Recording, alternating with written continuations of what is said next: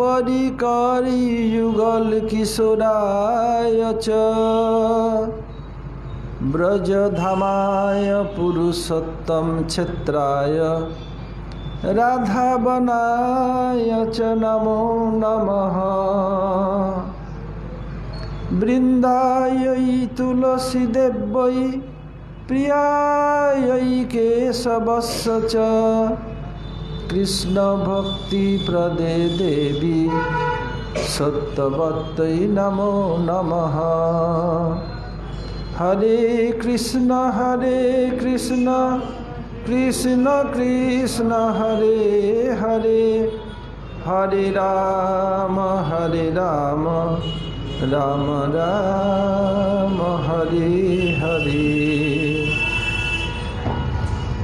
मैं सबसे पहले अस्मदीय परमाराध्य गुरुपाद पद्म ओम विष्णुपाद परमहंस स्वामी अष्टोत्तर शत श्री श्रीमद् भक्ति वेदांत श्रील वामन गोस्वामी महाराज एवं ओम विष्णुपाद परमहंस स्वामी अष्टोत्तर शत श्री श्रीमद् भक्ति वेदांत श्रील नारायण गोस्वामी महाराज एवं समस्त गुरुवर्ग की श्रीचरणों में अनंत कोटि साष्टांग दंडवत प्रणति ज्ञापन करता हूँ। तदनंतर उपस्थित नरसिंह महाराज समस्त वैष्णव एवं वैष्णवियों को यथायोग्य प्रणाम एवं सादर अभिनंदन।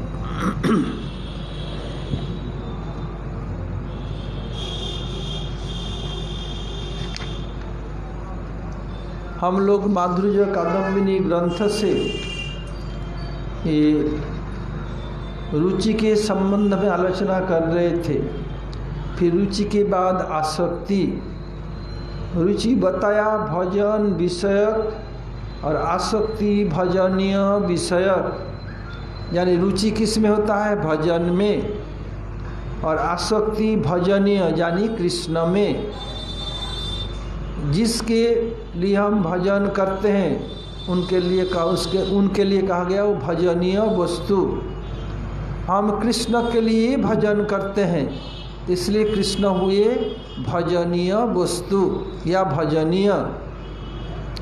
और कृष्ण को पाने के लिए जो उपाय हम अवलंबन कर रहे हैं उसका कहा गया भजन। और भजन मध्य श्रेष्ठ नवविधा भक्ति कृष्ण प्रेम कृष्ण दीते पारे महाशक्ति। भजन में सर्वश्रेष्ठ क्या है? नवविधा भक्ति। और ये कृष्ण प्रेम देने में महाशक्ति धारण करते हैं, इसलिए हमें नवविधा भक्ति जाजन करना है। ये नवविधा भक्ति जाजन का तरीका कैसा है, क्या है?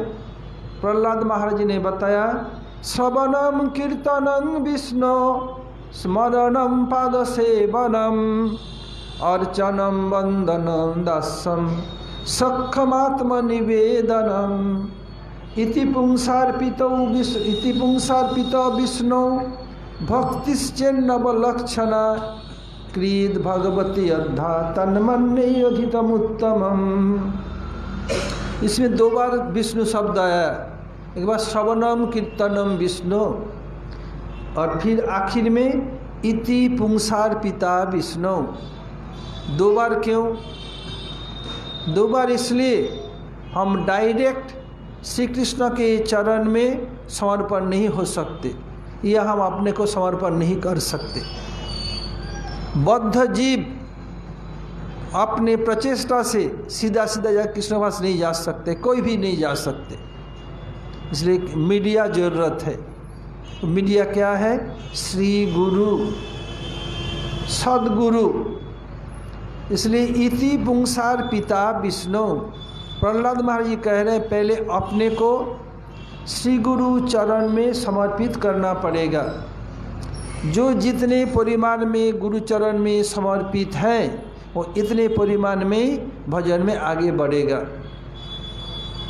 जैसे तराजू में देखो, उधर दिन भर ढकेल में सामान बेचता है, कोई सिंगाड़ा है, केला है, कोई सेब है, कोई अनार है, कोई पपीता है। ये एक तरफ लोहे का बाटखरा, एक तरफ सामान। जो जिस साइड में जितने परिमाण अधिक परिमाण में वजन होगा, या 1 किलो आधा किलो, ये इसमें सामान जो जितने अधिक होगा उतना ही झुकेगा। ऐसे ही जो जितने परिमाण में गुरु में समर्पित होंगे और उतने ही परिमाण में क्या होगा, कृष्ण की ओर झुकेगा। जैसे श्रीमद् महाप्रभु के लिए कहा गया कि बोलो श्लोक बोली,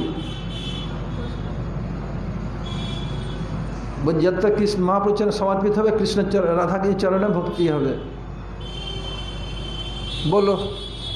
यदा जदा गौरचरणार बिंदे बिंदित भक्तिम कृत पुण्य राशि तथा तथा हृदय अकस्मात् राधा पदाम्भोज सुधाम्बु राशि। यदा जदा गौर पदार बिंदे, जितने जितने परिमाण में गौर सुंदर के पाद पद्म में गौरा पदार बिंदे कृतपुण्य राशि, जितने परिमाण में कृतज्ञ पुण्य होगा उतने ही परिमाण में राधा जी के चरण में भक्ति होगी। क्यों? महाप्रभु है कौन? महाप्रभु नाम है गोरा। गो अर्थात गोविंद, रा अर्थात राधा। इसलिए क्या होगा, जितने जितने परिमाण में महाप्रभु के श्री चरण में हम भक्ति करते जाएंगे, ऑटोमेटिक रूप में उतने परिमाण में राधा जी चरण में अपने आप प्रीति उदय हो जाएगी, बिना प्रयास से। ऐसे ही जो जितने परिमाण में गुरु जी में समर्पित होंगे, गुरु यदि वफादार होंगे, ऑटोमेटिक रूप में वो कृष्ण को अपने आप मति लग जाएगा। इसलिए इति पुंसार पिता विष्णु, पहले विष्णु अर्थात विष्णु 2 प्रकार, एक विषय विष्णु, एक आश्रय विष्णु। एक विषय भगवान, एक आश्रय भगवान। विषय विष्णु या विषय भगवान कौन है? कृष्ण है, जो विष्णु तत्व सब विषय भगवान या विषय जातीय विष्णु, उनके चरण में तुलसी अर्पण किया जाएगा, करना ही पड़ेगा। और दूसरे आश्रय जातीय विष्णु भगवान कौन है? सद्गुरु, उनके चरण में फूल दिया जाएगा, तुलसी कभी नहीं, कदापि नहीं। कोई गुरु बनने में भगवान चरण में दो के मरेगा, कुष्ठ होकर ही करके मरेगा। इसलिए जितने परिमाण में गुरु के चरण में समर्पित होंगे, अपने आप कृष्ण के चरण में उस समर्पण चला जाएगा। गुरुदेव बोलते थे, आज मेरी व्यास पूजा।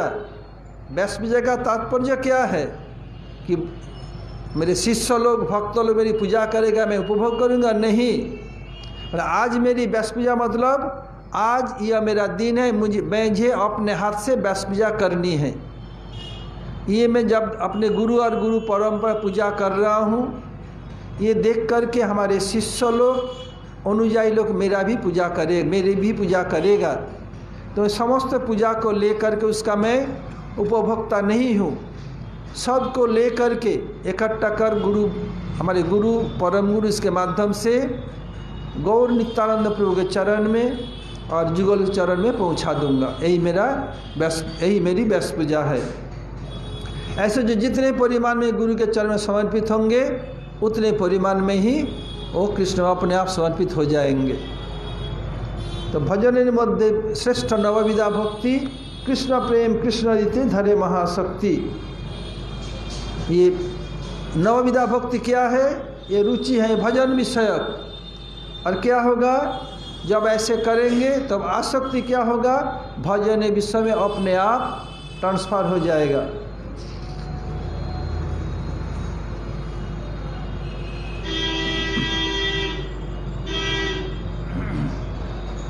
रुचि भजन विषय में और आसक्ति भजनीयता कृष्ण विषय में। आसक्ति भक्त के अंतकरण रूप दर्पण को इस प्रकार मार्जित करती है, उसमें सहसा प्रतिबिंबित होने वाले भगवान दिखे हुए से प्रतीत होते हैं। आसक्ति होने पर भक्त के हृदय को इतने सुंदर परिमाण में उनको साफ कर देते हैं, जैसे शीशा है, शीशा में मुख दिखता है, ऐसे हृदय में भगवान क्या होंगे? अचानक उसमें प्रतिबिंबित हो जाते हैं, जैसे लोग साक्षात देख रहे हैं। पता ही नहीं चलेगा कैसे हो गया। हाय, मेरा चित्त विषय के द्वारा आक्रांत हो रहा है, मैं इसे भगवान कैसे नियुक्त करूं? भक्त चेष्टा करने पर चित्त रुचि की अवस्था को प्राय विषय से क्या होता है, देखो मैं विषय से आक्रांत हो रहा हूँ, मैं इसे कैसे भगवान के चरण में अर्पण कर दूं, कैसे नियुक्त करूं? तब क्या होता है, रुचि के समय भक्त का हृदय क्या होता है, भक्त का मन, भक्त का चित्त कृष्ण से निकल करके प्राय से ही अधिकांश समय ही जागतिक विषय में चला जाता है, पता ही नहीं चलता। एक मुझे हमारे श्रोता बोल रही थी, बोले श्रवण को कुछ पता नहीं, जब आनी करती हूँ पता नहीं, नींद आ जाते, मन कहाँ चले जाते पता ही नहीं चलता है कितनी देर हो गया। ये तो सरल हृदय में बोल रही थी माता जी, लेकिन ऐसे उन्हीं के लिए नहीं, साधक के स्तर के अनुसार ऐसा ही होता है। कभी तक कोई हाथ में जनेऊ पकड़ा हुआ है, बस सो गया, कब से 1-2 घंटा पता ही नहीं चलता है कब सो गया, क्या हुआ। ये बद्ध में दिखता है। और आसक्ति होने पर दूसरे से बात कर रहे हैं, करते करते मन कृष्ण में से चला गया। वो जो जिनकी आसक्ति नहीं हुई है वो समझ नहीं पाएगा, जिनकी आसक्ति अभाव वाले वो समझ जाएंगे। जैसे किसी विषय को देखा क्या है, ये बंदर झपट्टा खा रहे, भैया खा रही कर रहे, तब ऐसे देखते क्या हुआ, देखो तो इसी बंदर को कृष्ण अपने हाथ से मक्खन के कितना सौभाग्य है। दाम बंधन लीला में जब कृष्ण मटकी को तोड़ करके घर में जा छिपे और बंदर को वो खिला रहे थे, वैसे तो बंदर देख रहे, लीला हृदय स्फूर्ति हो गया, वही पूरा दृश्य आ गया हृदय में, विषय से निकल करके चला गया। फिर देख लिया क्या, छोटे छोटे बछड़े फुदक रही कर रहा है, गांव के बच्चे खेल रहे कर रहा है, बस कृष्ण गोचारण में चला गया मन।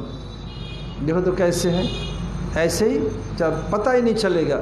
जिनका आसक्ति हो चुकी है, भावावस्था आसक्ति में हो या भावावस्था में, वही समझ सकते हैं। जैसे कृष्ण को बांधा था, श्रीदाम सुदाम ये सब बहुत कोशिश के खोल नहीं सके, उनको खोल सकते। वात्सल्य का बंधन या जसोदा मैया खोल सकते हैं, नंद बाबा उपानंद ये वात्सल्य वाले ही खोल सकते हैं, सौख दास नहीं खोल सकते। ऐसे जो आसक्ति वाले हैं या भाव वाले वही समझ सकते हैं, दूसरे नहीं। क्या प्रश्न है?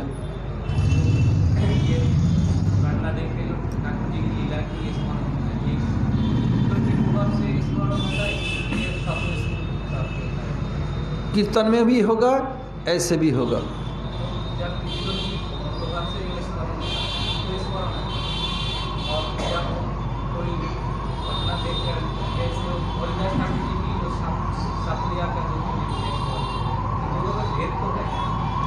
कीर्तन प्रभावे स्मरण होइबे सेकाले निर्जन भजन संभव।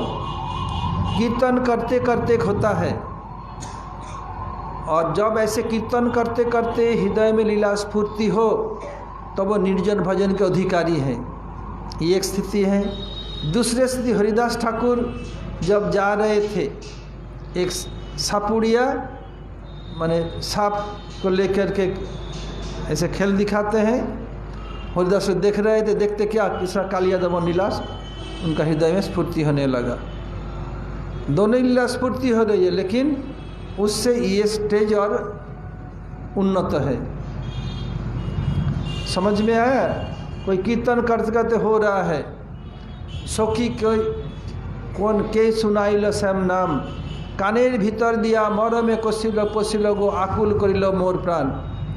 ऐसे कीर्तन करते करते कीर्तन की जो अर्थ है उनको आस्वादन करते करते उनका फिर वो राधा जी बोले सो कि उनको स्फूर्ति होने लगा।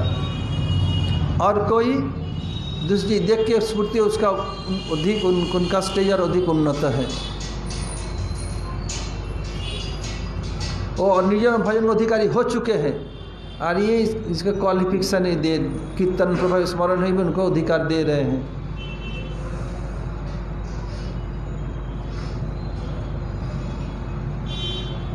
कल बताया था जैसे किसी लता में फूल फल कब का स्तवक भाव देख के पता चलता है।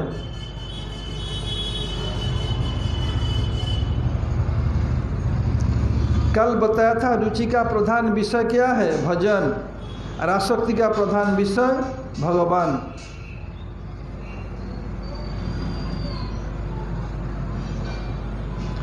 रुचि से आसक्ति में और एक विलक्षण तथा वैशिष्ट्य है।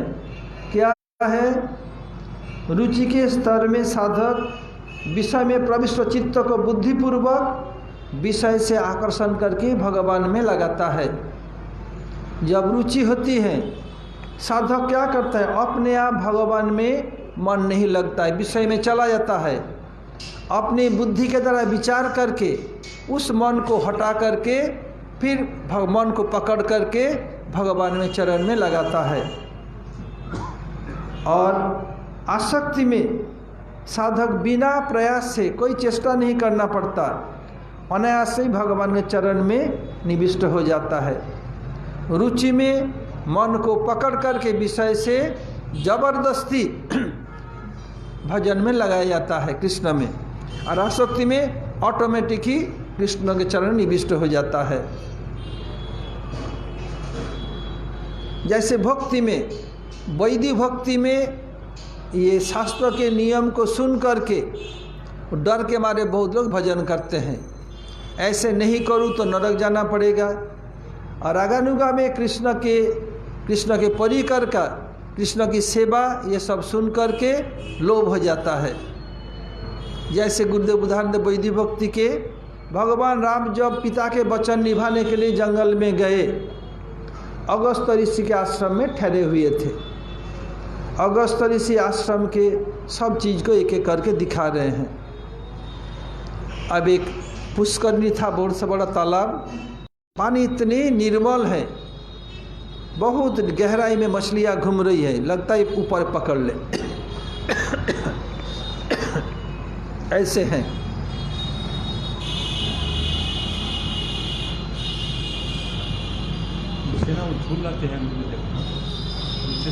ऐसे पकड़ लेंगे।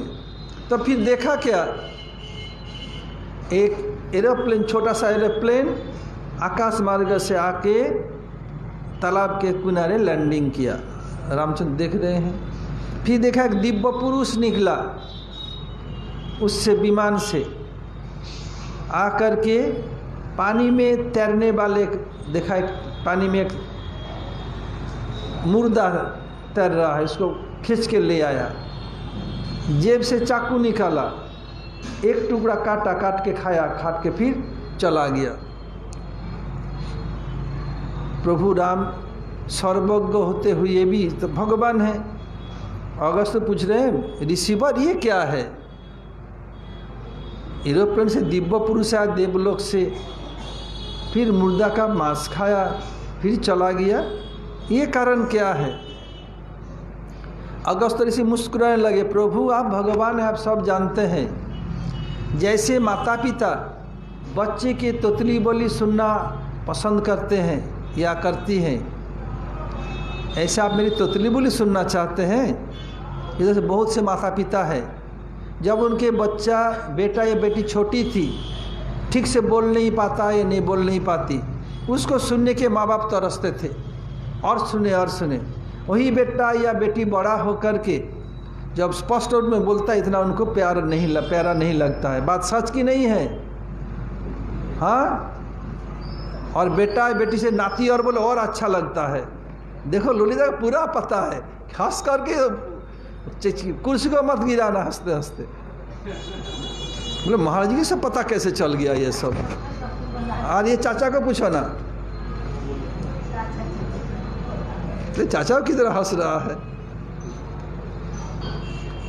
फिर हुआ क्या, तो अगस्त से बताया, प्रभु आप जब मुझे आदेश दिया, मैं बता रहा हूँ, ये व्यक्ति बहुत समाज सेवा किया है, समाज सेवा के कारण उसको स्वर्गलोक में गति मिली। किंतु भक्त माँ बाप का सेवा न करने के कारण स्वर्ग में जाकर उनको अमृत पीने का अधिकार नहीं है, समरसपान का अधिकार नहीं है। इसलिए कोई ये सुन करके बोले, इसलिए उनको मुर्दा अपना ही मुर्दा है, उसी को रखा हुआ है, आके एक टुकड़ा करे खाता है भूख लगने पर। इसको अहो अब भक्त माँ बाप का सेवा करूँगा, अवज्ञा नहीं करूँगा, डर के मारे करते वैधि भक्ति के अधिकारी हैं। रुचि भी वैधि भक्ति से हो सकता है, रागानुगा से समझाने के लिए बताया।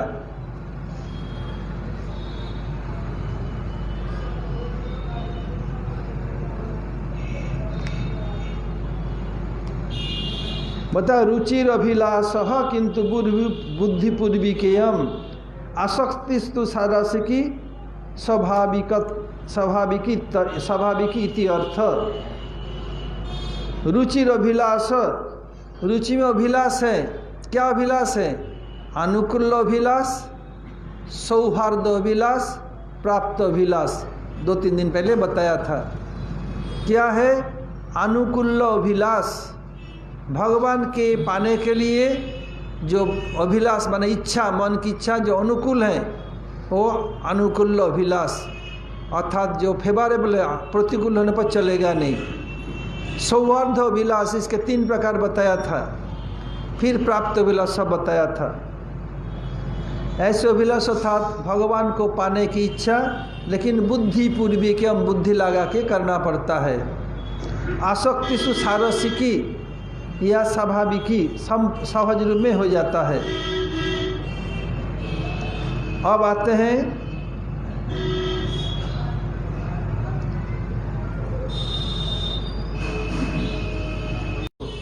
और आसक्ति स्तर में ये सब स्वाभाविक होता है। अब आते हैं जिनका आसक्ति हो गया हो, ऐसे भक्त का आचरण क्या है और उनके प्रति विभिन्न लोगों की धारणा क्या है। एक तो उनका आचरण अपना, और दूसरे बाहरी लोग जो उनको नहीं जानते हैं या जान कर के भी उनका धारणा क्या इस भक्त के प्रति, इसमें दिखा रहे हैं।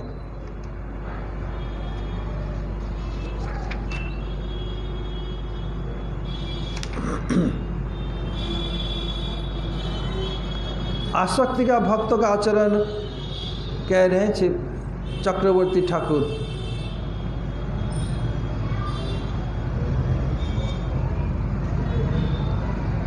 जिनका आसक्ति हो गया हो, ऐसे भक्त सुबह सुबह किसी साधु को दर्शन करके पूछने लगे, आप कहाँ से पधारे हैं?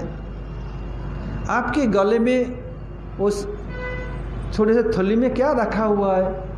क्या सालग्राम आपका ठाकुर जी, सालग्राम ठाकुर जी है? आप धीरे धीरे कृष्ण उच्चारण अमृत का आस्वादन करते हुए अपनी रसा थोड़ा थोड़ा हिला रहे हैं। क्या परिणाम कर रहे हैं? आपका जीवा हिल रहा है, ओठ हिल रहा है, क्या कर रहे हैं आप?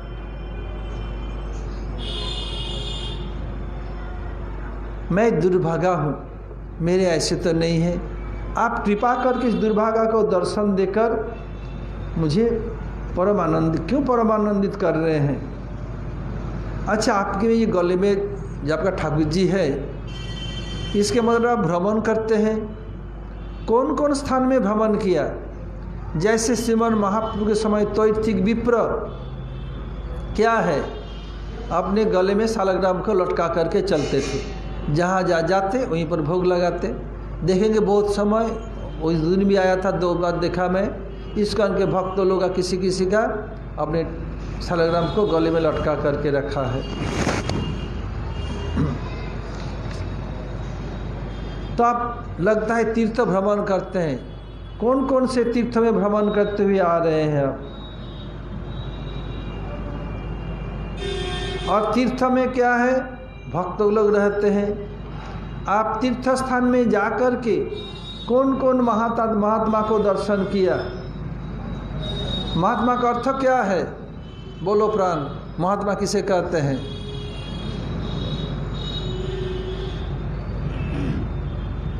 सचिनंदन।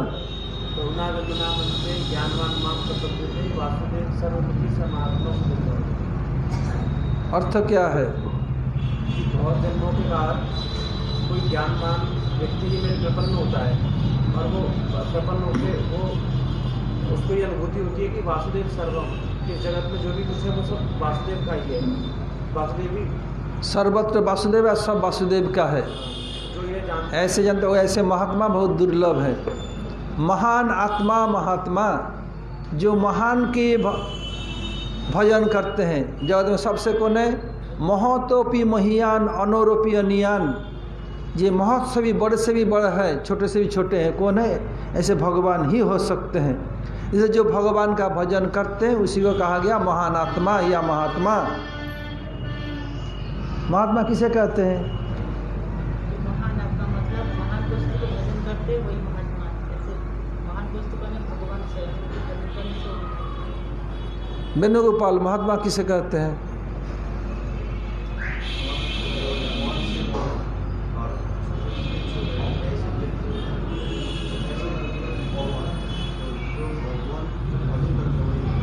वही महान आत्मा या महात्मा। अब बोलो प्राण, महात्मा किसे कहते हैं? महात्मा के लिए श्लोक भी बोलना पड़ेगा जो ये बात है। बोल सकते हो 3 बार से, तब भी बन नहीं पाओगे। बोलो दामू।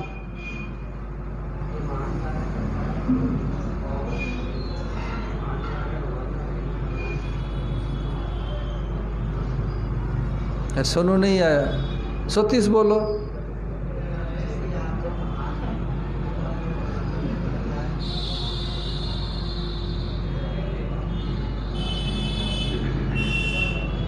तुम लोग को पूछता हूँ इसलिए कि तुम लोग ध्यान से सुनो, इसलिए क्योंकि मुझे बहुत मेहनत करके ये करना पड़ता है। केवल किताब पर सुना तो कुछ समझ में नहीं आएगा। तो आप जब तीर्थ स्थान में घूमे, कौन कौन महात्माओं का आपने दर्शन किया? कौन कौन श्रेष्ठ भक्त के भगवती अनुभव को प्राप्त कर स्वयं को दूसरे कृतार्थ किया है? आप जब तीर्थ में गए, तीर्थ में श्रेष्ठ भक्त लोग रहते हैं। भक्त लोग के पास अनुगत होने पर अपने अनुभव की बात बताते हैं। जैसे व्यासदेव को नारद ऋषि अपने अनुभव का बात बताया, ऐसे आप अनुभव की बात सुना होगा और सुनकर के दूसरे को भी कृतार्थ किया है। ऐसे उनसे बात करते कुछ समय बिता देते हैं, सुबह से साधु को देख करके। और कभी वहीं पर एक जगह स्थिर नहीं रहते, फिर दूसरा चले गए। आसक्ति कहाँ कृष्ण पाऊँ, कैसे सीखूँ, कैसे जा कर के क्या क्या किसी को साधु को देखा। और तीर्थ स्थान में धाम में वो उत्तम अधिकारी रहेंगे ही महाभागवत, नहीं तो क्या होगा? मुक्त महापुरुष कहीं ना कहीं है, नहीं होगा तो पृथ्वी रसातल में चला जाएगा। भले हम नहीं जानते हैं और वो कौन है कि जानने भी नहीं देंगे, नहीं तो पृथ्वी रसातल में चली जाएगी, रहेंगे ही रहेंगे। किसी को देखा भागवत को अपने साथ में है, भागवत पाठक को देख करके तो आपके बगल में ये कौन सा पुस्तक शोभा पा रहा है? ऐसे किताब देख के लग रहा है आप पुराण वक्ता है, कृपा करके मुझे 10 श्लोक सुनाएंगे व्याख्या करके।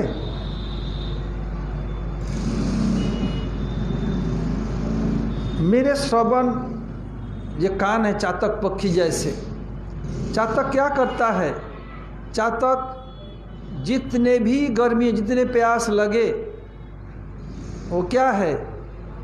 समुद्र पानी तो चिड़िया छोड़ दो, तालाब का, नदी का, झील का, यहाँ तक कि कुएं बारिश का पानी नहीं पिएगी।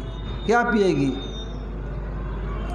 हमारे ज्योतिष शास्त्र के अनुसार 27 नक्षत्र हैं, उनमें एक नक्षत्र स्वाति, महीना में एक बार आता है। वो पिएगी केवल 7 नक्षत्र की पानी, अर्थात क्या नक्षत्र से पानी बरसता है? वो तो बादल से, नक्षत्र से नहीं। उस दिन प्रतिदिन एक एक नक्षत्र होता है। उस नक्षत्र जिस दिन, उस दिन पानी जब बरसेगी उसको पिएगी। साथी नक्षत्र में इतने गुण हैं कि ये साथी नक्षत्र के समय, जो समय के अनुसार पानी बरसने पर मनुष्य के सिर पर गिरने पर राजा होता है। और क्या है?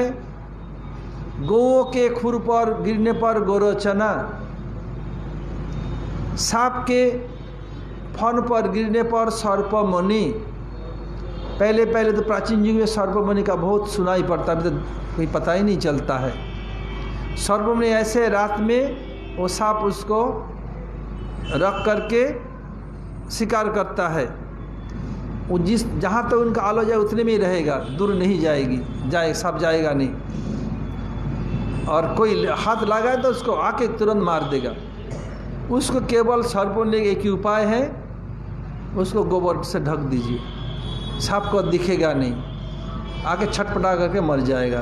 बिरह में प्राण छोड़ देती है, फिर लोग उसको ले लेते हैं। बहुत कीमती है, बहुत मंगलदायक है सर्पमणि।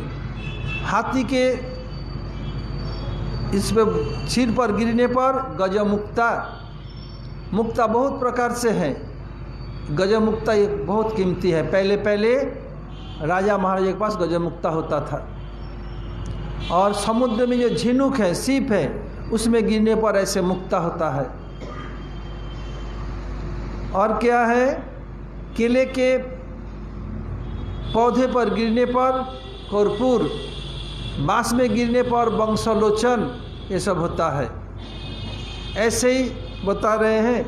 मेरे श्रवण इंद्र यानी कान चातक है। आप कैसे मैं ये भागवत श्लोक सुना दीजिए। वंशलोचन क्या काम होता है? वो शरीर के लिए बहुत पुष्टिदायक है, बहुत ताकत है उसमें।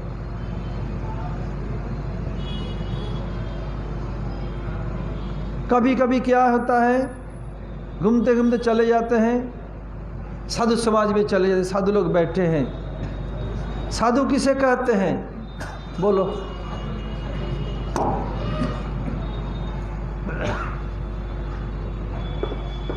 हिंदी बोलो। साधन करते दुष्ट पाने के लिए और दूसरे को मदद करते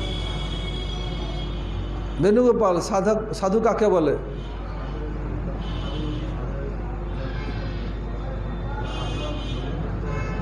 अपने आप कृष्ण प्रेम पाने के लिए साधन करते, भजन करते हैं, दूसरे को भी उस प्रेम को पाने के लिए मदद करते हैं। सनातन बोलो, साधु का क्या बोले?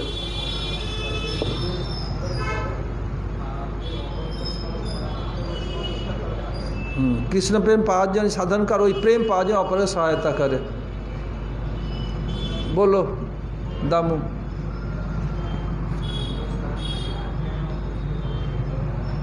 रमेश बोलो। नहीं, जो कृष्ण प्रेम पाने के लिए भजन कर रहे हैं। भजन तो साधन भक्ति के लिए भजन होता है, भाव भक्ति के लिए वैसे नहीं। हाँ बोलो सतीश।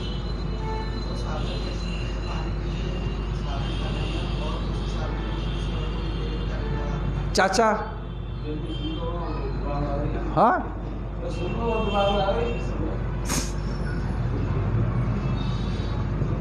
तुम सुन रहे हो? तुम तो लोग को याद नहीं, तो सुन रहे, याद है पूरा। जगदीश जी बताइए।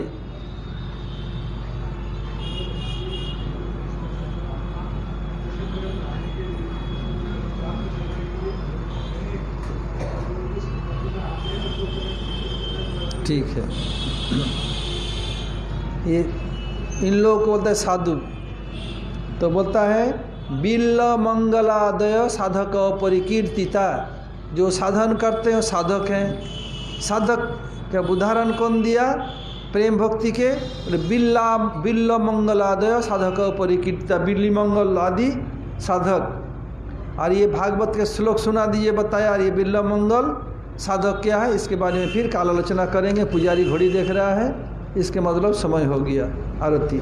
गौर प्रेमानंदे हरि हरि बोल।